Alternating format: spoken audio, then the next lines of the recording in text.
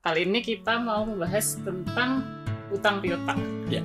Bukan pernikahan lagi, tapi sekarang utang tentang piutang.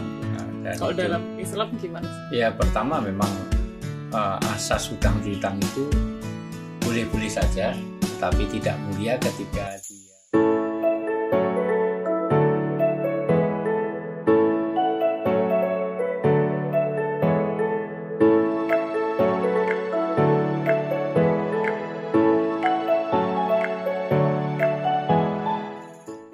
Assalamualaikum warahmatullahi wabarakatuh. Waalaikumsalam warahmatullahi wabarakatuh. Alhamdulillah kita kembali lagi di Femcast Family Podcast. Mau tanyain ya? Aku jawab ya, Nak. Oke. Kali ini kita mau ngobrol-ngobrol lagi Yuk. seputar pertanyaan teman-teman yang udah kita terima lewat DM tentang permasalahan sehari-hari. Iya, masalahnya DM kita masih belum normal, tapi Iya. tetap mungkin kita tetap pakai @ustadzwijayanto.official. Ya, Nanti akan ditulis di bawah ini. Jadi kalau belum follow Instagram yang baru, bisa di follow lalu bisa DM lewat Instagram yang baru. Ya. Oke. Kali ini kita mau membahas tentang utang piutang. Ya. Bukan Utang pernikahan lagi, tapi sekarang utang tentang piutang. Kalau dalam Islam gimana sih? Ya, pertama memang asas utang piutang itu boleh-boleh saja, dan itu bagian dari takaful, yaitu saling saling menolong. Jadi bagaimana orang Islam itu tolong menolong, dan sangat mulia orang yang menghutangi, tetapi tidak mulia ketika dia berutang tetapi tidak beres di dalam pengembaliannya, karena itu akan jadi beban. Jadi harus ada tata cara. Betul. Ya, jadi ada aturan-aturan utang piutang. Ya, permasalahannya apa? Ya, nanti kita bahas lewat permasalahannya. Yang pertama, pertanyaannya adalah, Assalamualaikum Ustadz, ayah saya bekerja sebagai sales dan ibu saya berjualan makanan dan minuman setiap sore. Dalam kehidupan sehari-harinya masih banyak kekurangan karena kebutuhan dan tanggungan sangat banyak. Di samping itu masih harus membiayai saya dan adik saya bersekolah. Nah, untuk memenuhi kebutuhan dan tanggungan tersebut, ayah saya memutuskan untuk berhutang. Suatu saat sudah jatuh tempo, tetapi ayah saya belum bisa membayarnya, sehingga ayah saya harus berhutang lagi. Jadi gali lubang tutup lubang. Nah, kalau kayak gitu bagaimana hukumnya ya Ustadz? Jika nanti ayah saya tidak bisa membayarnya, apakah saya, adik, atau ibu saya wajib membayarnya? Pertama, memang bagus kalau memang ada usaha untuk menegakkan ekonomi rumah tangga berdua. Karena Islam tidak melarang seorang wanita yang bekerja dengan syarat-syarat. Satu, pekerjaan wanita itu diridhoi oleh suami. Karena jenis pekerjaan, waktu bekerja, dan suasana kerja itu nanti jadi pertimbangan. Kalau tadi gorengan, insya Allah bebas dari fitnah. Jual makanan, segala bebas dari fitnah, nggak masalah. Tapi kalau misalnya kerjanya di klub malam, di hiburan-hiburan malam, di dugem, itu tentu suami tidak akan ridho. Atau halal tetapi tidak banyak fitnah, misalnya jadi super truk antar kota, antar provinsi, padahal dia wanita, kan jadi tidak pas. Tentu tidak menjual makanan haram atau barang haram, dia tidak terlibat di dalam ikhtilat perzinaan dan campur lagi perempuan. Masalahnya adalah kaitannya dengan hutang tadi. Ya, sebetulnya hutang itu boleh, tetapi pertama harus dihitung, jangan kita itu besar pasak daripada tiang. Artinya jumlah hutang itu harus diperkirakan, kira-kira nanti harus bisa mengembalikannya. Kedua, lembaga yang benar. Karena sebetulnya hutang itu tidak melahirkan hutang. Kalau terbelit seperti ini pasti ada unsur ribanya. Karena hutang itu sampai mati pun juga segitu. Jadi kalau Mbak Iva nanti punya utang 2 juta, sampai akhir kiamat ya tetap 2 juta. Tapi kalau di dalam riba, utang setahun jadi 2 tahun, 3 tahun bisa jadi berlipat ganda. Ad-afa mudha'afa. Itu nanti berlipat ganda. Nah, itu nanti disebut dengan sistem riba. Saya yakin kenapa pertanyaan seperti ini, mungkin itu di tempat konvensional yang mohon maaf, di perbankan konvensional yang jauh dari syariat. Maka harus diperbaiki tentang bagaimana yang berdasarkan syariah. Karena coba dibaca surat Al-Imran ayat 130. Di situ nanti orang tidak boleh melipat gandakan tentang utang piutang itu, karena itu bagian dari sistem riba. Wahai orang-orang yang beriman, janganlah kamu memakan riba dengan berlipat ganda. Ya. Dan bertakwalah kepada Allah agar kamu beruntung. Ya, ad-afa mudha'afa itu bagian dari sifat riba, yaitu berlipat ganda. Kita lihat orang-orang yang kredit itu cenderung riba karena kredit 3-4 tahun itu motor itu jadi motor atau mobil atau barang itu harganya jadi 2 kali lipat. Nah itu makanya jangan terbelit itu. Yang berikutnya harus dicatat bahwa jangan sampai kita ini, jadi hutang itu adalah beban di waktu siang dan keresahan di waktu malam. Makanya tradisi Rasulullah itu mencatat hutang ketika mau tidur. Ayat yang paling panjang, di surat yang paling panjang di dalam Al-Quran itu mengenai hutang piutang. Kenapa ini penting? Sampai ada sahabat yang dia punya hutang, tetapi dia menunda. Matul ghani dzulmun. Orang yang menunda hutang itu adalah kedoliman. Maka Nabi nggak mau menyolatkan sampai dia terlunasi. Ya, terlunasi oleh ahli warisnya atau keluarganya. Coba dibaca ayatnya surat Al-Baqarah 282, itu ayat yang paling panjang di surat yang terpanjang di dalam Al-Quran. Sehalaman sendiri. Luar biasa, ya. Wahai orang-orang yang beriman, apabila kamu melakukan utang piutang untuk waktu yang ditentukan, hendaklah kamu menuliskannya. Dan hendaklah seorang penulis di antara kamu menuliskannya dengan benar. Ya. Janganlah penulis menolak untuk menuliskannya, sebagaimana Allah telah mengajarkan kepadanya. Ya. Maka hendaklah dia menuliskan. Ya. Dan hendaklah orang-orang yang berhutang itu mendiktikan, dan hendaklah dia bertakwa kepada Allah, Tuhannya. Dan janganlah dia mengurangi sedikit pun darinya.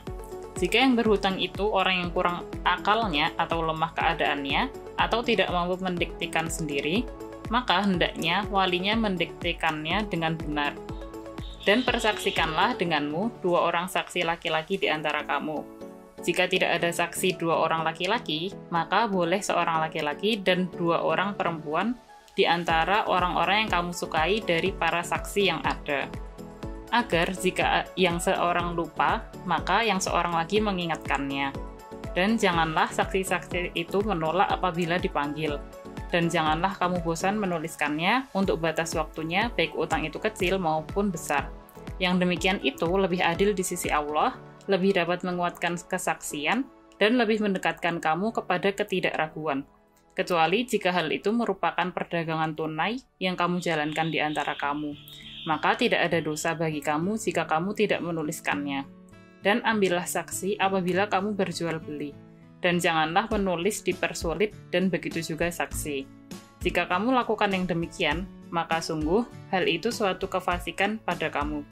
Dan bertakwalah kepada Allah, Allah memberikan pengajaran kepadamu, dan Allah Maha mengetahui segala sesuatu.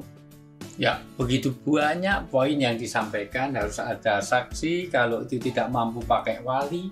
Kenapa? Karena utang piutang itu awalnya niat baik, tapi kadang-kadang ujungnya malah jadi perpecahan dari persahabatan atau persaudaraan.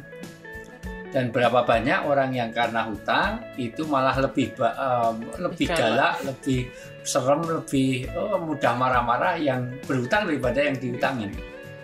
Sisi lain, orang yang melonggarkan saudaranya maka dilonggarkan di hari kiamat. Maka orang yang menghutangi memberi kelonggaran kepada orang yang berhutang. Tapi matul ghani dzulmun, orang yang menunda hutang itu padahal dia mampu, maka dia termasuk kezaliman.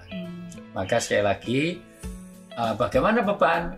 Kalau memang nanti tidak bisa terbayar, maka kembali kepada ahli waris. Nah, makanya jangan sampai meninggalkan ahli waris dengan hutang piutang. Makanya Sa'ad bin Abi Waqqas radhiyallahu an ketika mau menginfakkan di seluruh hartanya, kata Rasulullah jangan, supaya apa? Tidak menelantarkan anak-anak yang ditinggalkan.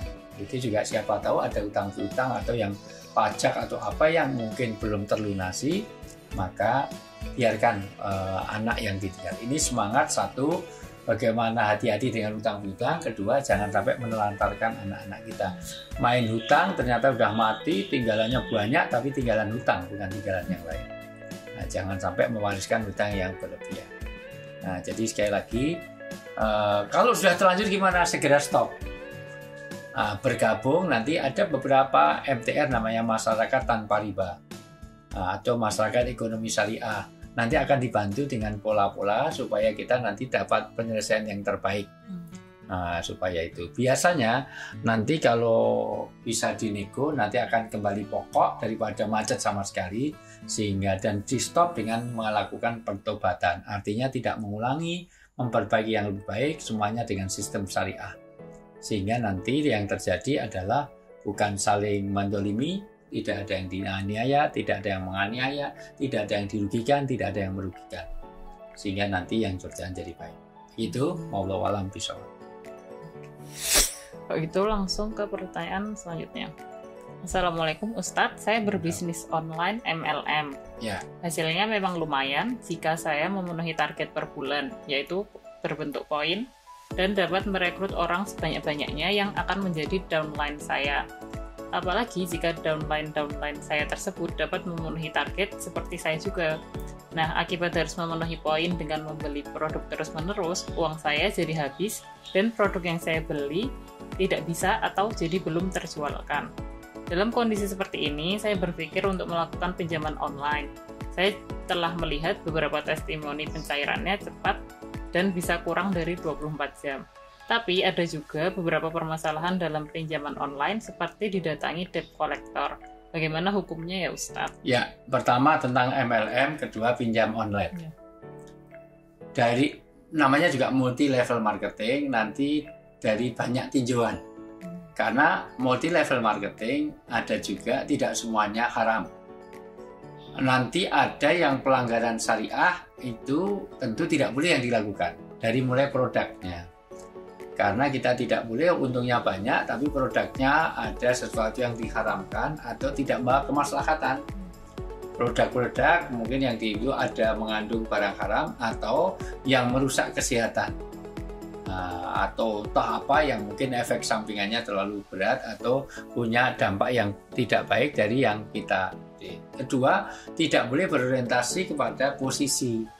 Jangan sampai jadi money game.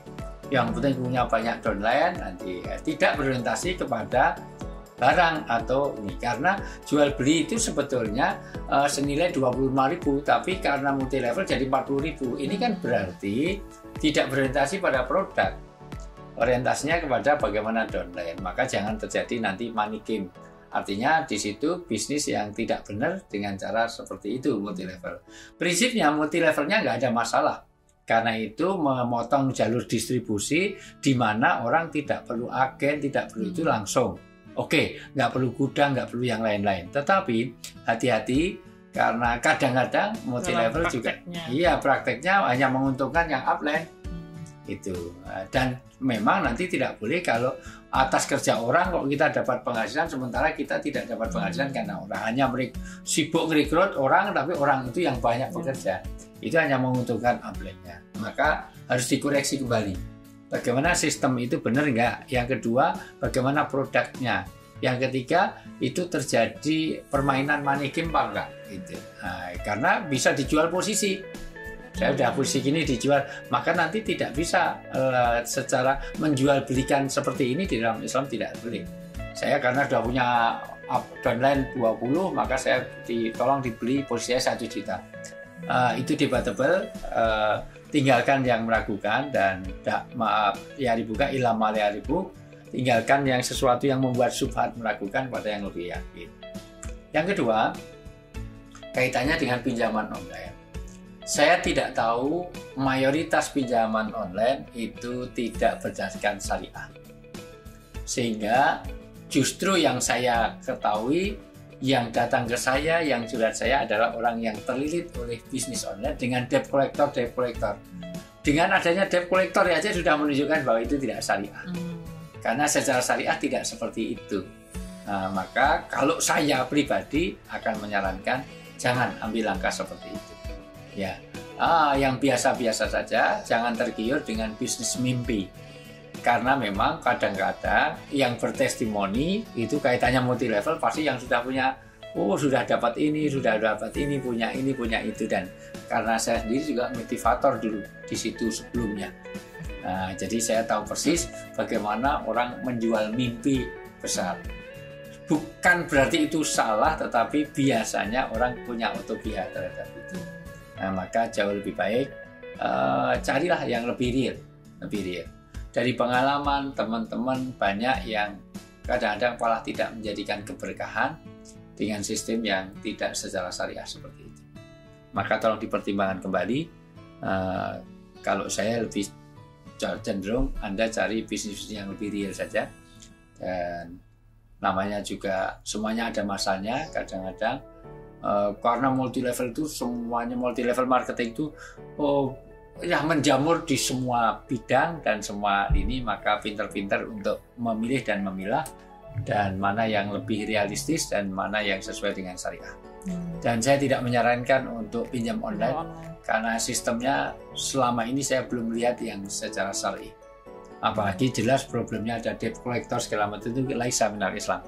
Itu bukan cara Islam. Mungkin kayak ini kan tadi Mbak bilang saya melihat testimoni pencairannya cepat, jadi diiming-imingi cairan cepat. Tapi masalahnya belum tentu bisa. Nah, kalau cuma cairan cepat mau menggadekan segala gampang saja semuanya. Pegadaian lebih cepat, tapi menggadekan dengan cara syariah itu yang jadi penting. Artinya jangan ini contoh ya, orang kita ini sering wealth without work, pengennya budaya instan. Kalau ada pengemis di depan rumah kita kasih uang 2.000, kita pending, mohon maaf Pak, Dek, Mas, pengemis nggak saya kasih 2.000. Minggu depan aja saya kasih 5.000. Pengemis cenderung milih sekarang 2.000. Karena orang tidak berpikir tentang pengennya segera instan. Makanya sistem kredit segala macam insya Allah laku keras sekarang ini. Karena iming-imingnya begitu. Dan kredit macet itu bukan berkurang, makin banyak. Semua kartu-kartu kredit macet. Sudah belajar bagaimana sistem kredit itu tidak islami, itu kita lihat negara Inggris hancur hanya karena kredit macet.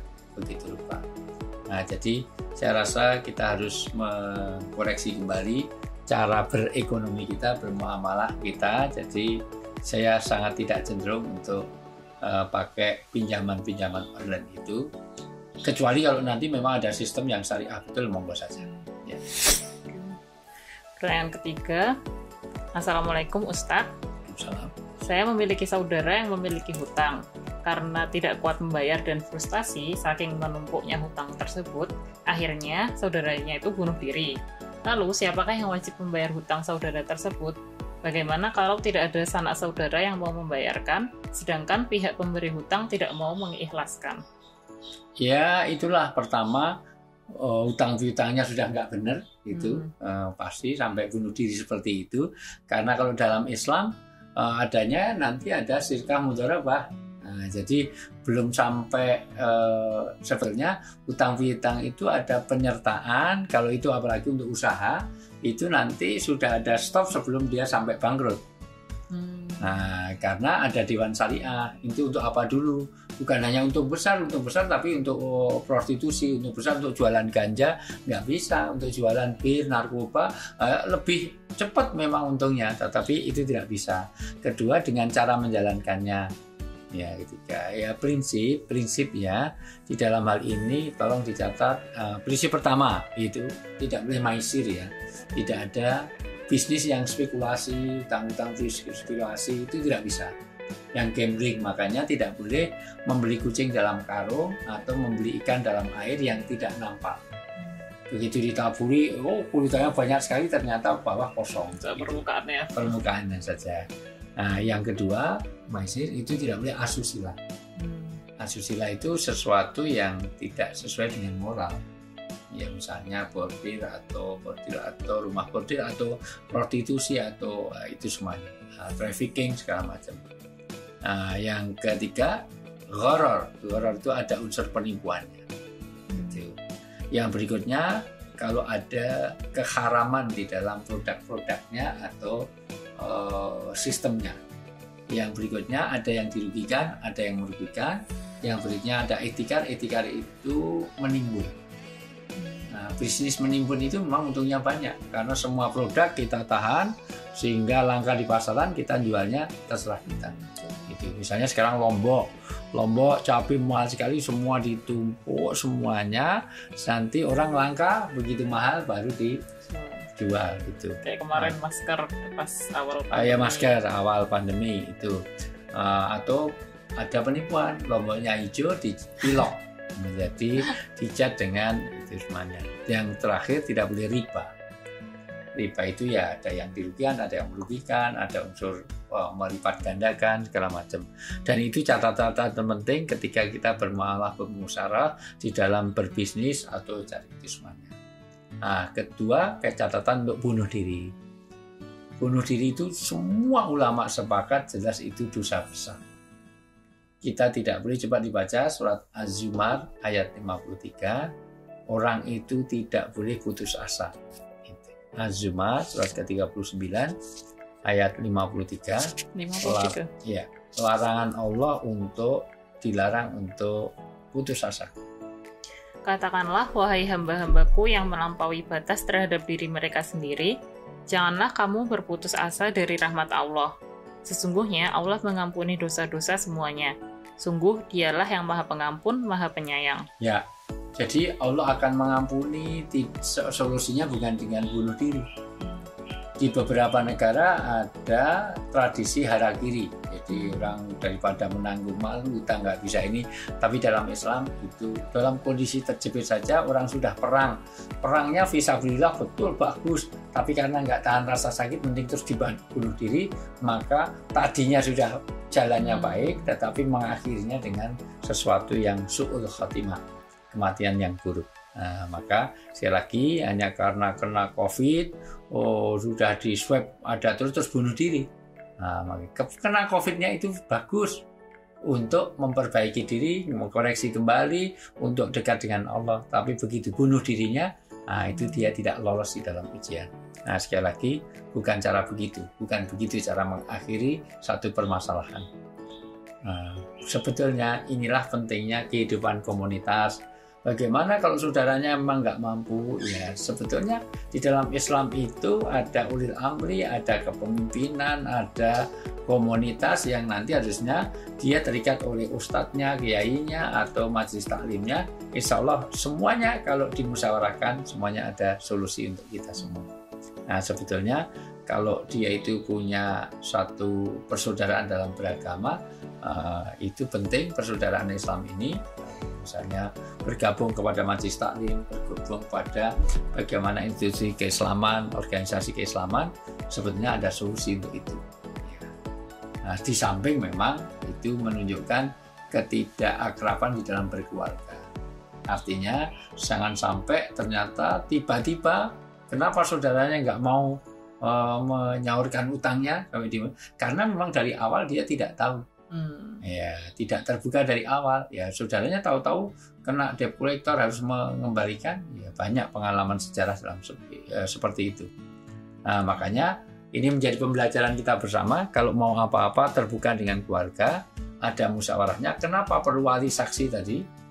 Di dalam utang-utang tadi, supaya itu menghindari hal-hal seperti ini, sehingga nanti bisa dimusyawarahkan. Gitu. Terus ini tadi ditain juga yang wajib membayar hutangnya itu siapa? Ya, harusnya keluarganya tadi. Tapi kenapa keluarganya nggak mau tadi? Ya, berarti ada something wrong. Ada salah. Kenapa? Mungkin hutangnya nggak konsultasi kok tiba-tiba itu. Keluarganya nggak tahu apa-apa, tahu-tahu suruh debt collector datang langsung nyita, kan? Ini nggak bisa seperti itu. Makanya satu keterbukaan, ada wali, ada saksi segala macam, dan hiduplah secara berkomunitas. Ya Abdullah ma'al jamaah. Allah akan memberkahi kehidupan kita itu kalau kita hidupnya itu punya jamaah. Ya. Mungkin jamaah masjid, punya jamaah pengajian, jamaah majelis taklim itu, dan utamanya pada keluarga. Nah, sehingga kekurangan satu itu jadi kekurangan orang lain, kelemahan satu itu akan tertutup oleh kelebihan orang lain. Nah, jadi itulah keluarga dan itulah orang Islam. Nah, orang Islam itu punya persaudaraan sehingga sakitnya saudaranya menjadi penderitaan juga kepada saudara yang lain. Kurangnya saudaranya juga jadi kekurangan yang harus dilengkapi, dicukupi oleh saudara yang lain. Ya. Oke. Pertanyaan terakhir. Assalamualaikum Ustadz, saya dan teman saya bekerja sama dalam hal investasi dengan pembagian hasil di akhir bulan. Ini lagi ngetren nih investasi di anak muda. Yang penting jangan potong ya. Di masa pandemi ini agak tersendat sehingga tidak ada pembagian hasil. Bagaimana ya hukumnya Ustadz? Apakah ini disebut saya memberi hutang terlebih dahulu atau tetap disebut sebagai investasi? Makanya di dalam Islam ada sistemnya mudharabah. Mudharabah itu adalah bagi hasil. Karena dia bagi hasil juga bagi rugi. Nah, jadi karena investasi bareng, maka nanti yang penting transparan. Itu. Jadi ini nanti kerugian akan ditanggung begini. Dari awal harus transparan. Makanya itu dikuatkan dengan persaksian. Sekarang pakai notaris, sekarang pakai legal apa. Nah itu bagian dari mohon maaf cara kita bertransaksi. Di Indonesia sudah dimudahkan dengan ada akte notarisnya, ada aturan-aturannya, bahkan ada OJK, ada yang lain-lain yang ngatur sistem peredaran keuangan yang nanti supaya tidak, itu tujuannya baik untuk kemaslahatan umat, baik-baik saja. Kenapa peraturan perundang-undangan dibuat, salah satunya itu. Tapi kalau dalam Islam sendiri memang sistemnya itu adalah sirka atau mudharabah, itu adalah sirka itu ya namanya bersarikat, bekerja sama, nanti harus ada hal-hal yang disepakati bersama. Ya, jadi tergantung akad awalnya. Makanya pelajari betul kalau mau investasi ya ini. Karena jangan sampai investasi yang potong, kita nggak tahu mau investasi untuk kebun sawit di mana, kebun kurma di mana, yang tidak jelas, tidak pasti, maka jangan tergiur dengan seperti itu. Apalagi saat pandemi begini, semua orang diminta untuk berinvestasi. Ya. Jadi tadi berarti kan penting untuk tadi tahu tata caranya di Quran surat Al-Baqarah 282. Iya. Tadi harus ditulis. Betul. Ada saksi. Bahkan kalau dia tidak mampu ada wali. Nah, itu diperlukan. Dan tulis itu kelihatannya tulis, tapi itu bagian dari syariat Islam. Supaya nanti ada legalnya. Karena kalau kata-kata itu nggak cukup. Dan salah satu orang beragama itu adalah aman, iman, amanah. Nah, maka iman dikaitkan dengan amanah. Kaitan dengan al-amin bisa dipercaya. Dan di dalam bisnis itu yang sulit. Orang Islam itu sulit dipercaya di dalam urusan bisnis. Dan ingat, uang itu banyak menjadi fitnah. Banyak organisasi keislaman, pesantren, itu kalau udah bicara tentang bisnis menjadi terpecah. Yang tadinya oke, begitu ada uangnya, memang uang itu bukan orang Islam nggak cocok bagi orang kaya, tetapi kekayaan itu kadang-kadang menjadi pintu di mana keberagaman kita menjadi terganggu. Jangankan itu, dulu punya motor, punya sepeda, sering ke masjid, begitu mobilnya baru, sudah jarang ke masjid. Dulu ketika hanya ketua RT sering ke masjid, begitu dia sudah jadi anggota dewan atau jadi pejabat publik, malah nggak sempat masuk ke masjid. Nah ini namanya jangan sampai. Dulu ceritanya coba dibaca untuk membuat pembelajaran kita. Itu ada sahabat bernama Salabah, meskipun apakah itu Salabah yang ikut perang Badar apa enggak, tentu bukan itu. Mungkin Salabah yang lain. Yaitu surat At-Taubah. Mulai dari ayat 74, 75, 76. Ada orang yang tadinya miskin, itu mohon maaf, miskin itu taat beribadah, begitu kaya raya, maka menjadi sesuatu yang menghalangi dia untuk kebaikan. Mereka orang munafik bersumpah dengan nama Allah bahwa mereka tidak mengatakan sesuatu yang menyakiti Muhammad. Langsung 75 aja. 75. Ya. Dan di antara mereka ada orang yang telah berjanji kepada Allah, sesungguhnya jika Allah memberikan sebagian dari karunia-Nya kepada kami, niscaya kami akan bersedekah, dan niscaya kami termasuk orang-orang yang soleh. Dan orang soleh, sedekah dan soleh kalau kaya. Karena ceritanya ini salah satu tafsirnya itu berkenan dan orang yang miskinnya luar biasa. Setiap habis wudhu, habis sholat langsung lamcing, salam langsung pelencing. Salam salam babet, tiba-tiba oh dia pokoknya ya Rasulullah mau doakan saya. Kenapa kayak orang munafik begitu sholat selesai langsung pergi aja? Ya Rasulullah, baju yang saya punya cuma satu ini. Dan engkau tahu bahwa sebaik-baik sholat kan awal waktu baju saya ditunggu istri saya, jadi gantian. mau didoakan supaya kaya. Rasulullah sudah mengatakan, hei sahabatku, kamu miskin tapi rajin beribadah, sering ke masjid, itu lebih baik daripada kamu nanti kaya raya tetapi enggak lah, saya akan janji kalau saya kaya saya akan bersedekah, saya akan orang yang soleh. Betul. Akhirnya ada sahabat lain yang dengar, sudah, ya Rasulullah, dia kok minta terus biar dia melihara kambing saya. Kambingnya beranak pinak, bagi hasil sirka mudharabah, bagi hasilnya bagus. Wah, beranak pinak, mulai kambing banyak, mulai jauh dari masjid, karena nggak mungkin dekat masjid banyak kambing.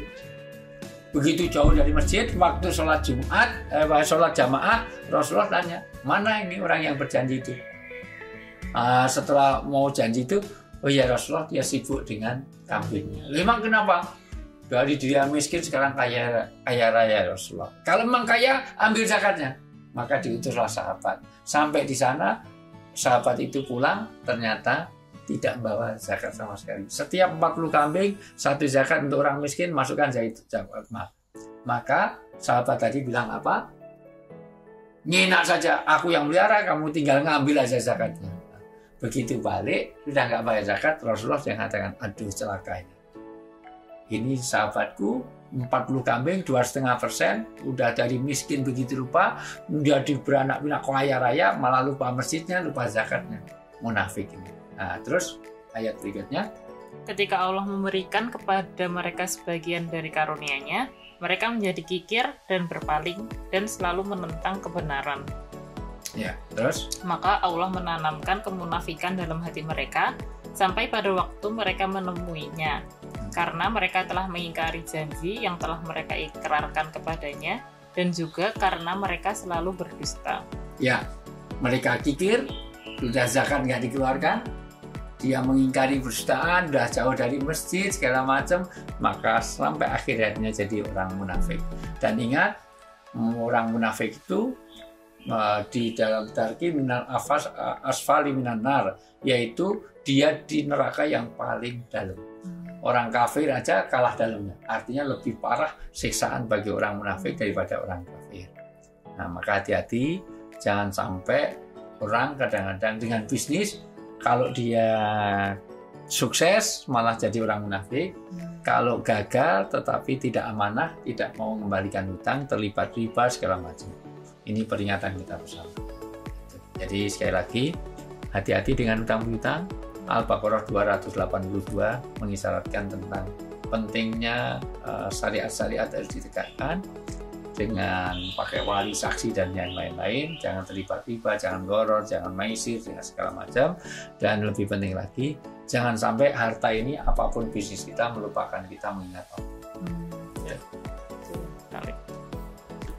Oke, kalau gitu udah selesai pertanyaannya. Terima kasih Ayah sudah jawab.